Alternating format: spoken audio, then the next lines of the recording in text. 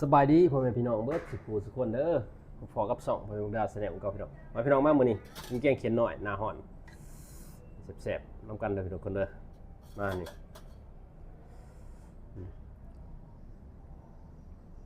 มาสดน้ำมันฮ้อนคือเก่าเขียนหน่อยใส่อันนี้พักอันนี้กาด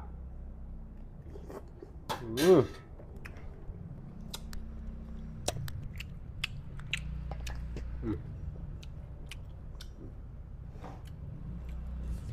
คนมาแซ่บๆเหมือนกัน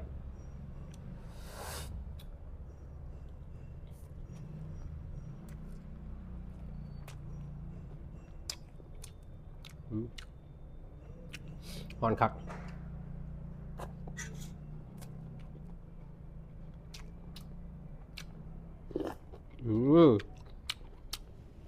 ครับเกียบ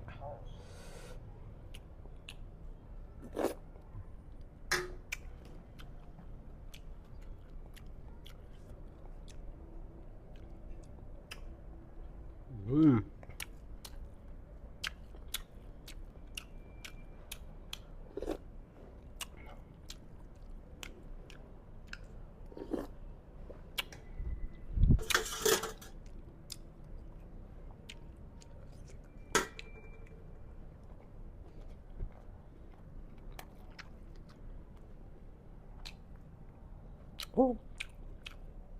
ฮ้อนคักฮ้อนแน่ทุกคนเลยฮ้อนฮ้อนแท้ฮ้อนว่า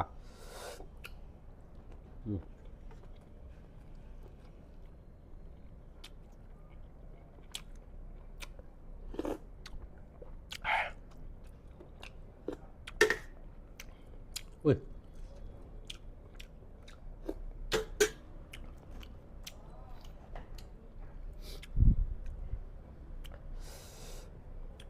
ตั้งผลใดจังได้กินแรงเนาะทางบ้านเฮานี่อยู่กรุงเทพได้แกงเขียด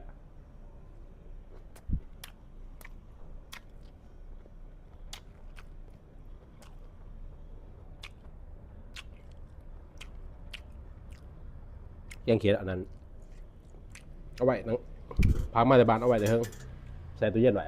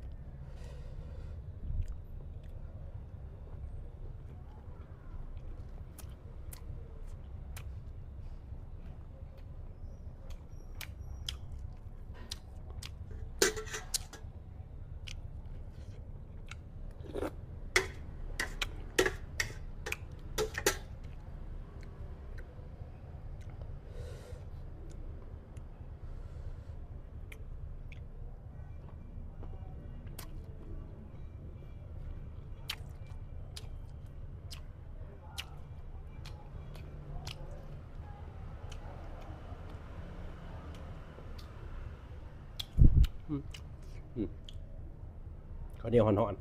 ๆว้าโอ้ยห่อนแท้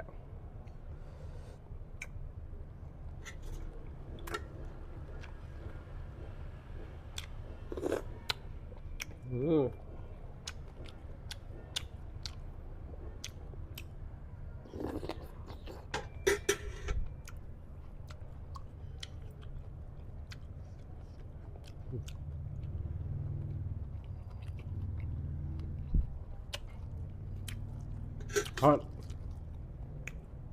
บไว้น้ำห่อนใครใบผักกาดแล้วก็ผักบัว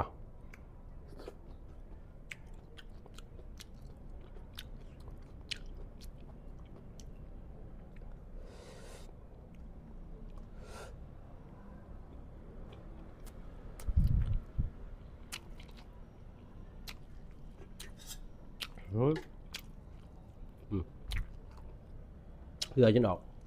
จำหัวเพราะมันห่อนแห้งขนาด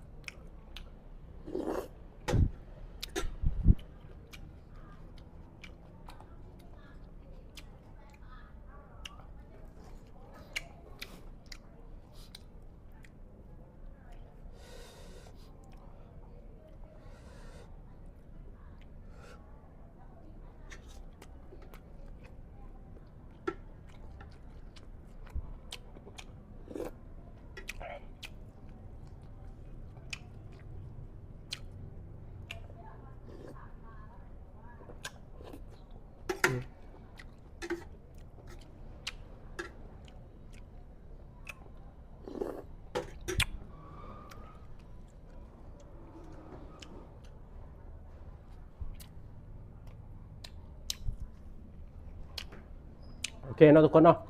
สำหรับคลิปนี้ก็ขอขอบใจทุกคนที่เข้ามากดไลค์กดแชร์กดติดตามเนาะมาว่าทาง Facebook และทาง YouTube เนาะสำหรับคลิปนี้ขอลาไปก่อนบ๊ายบาย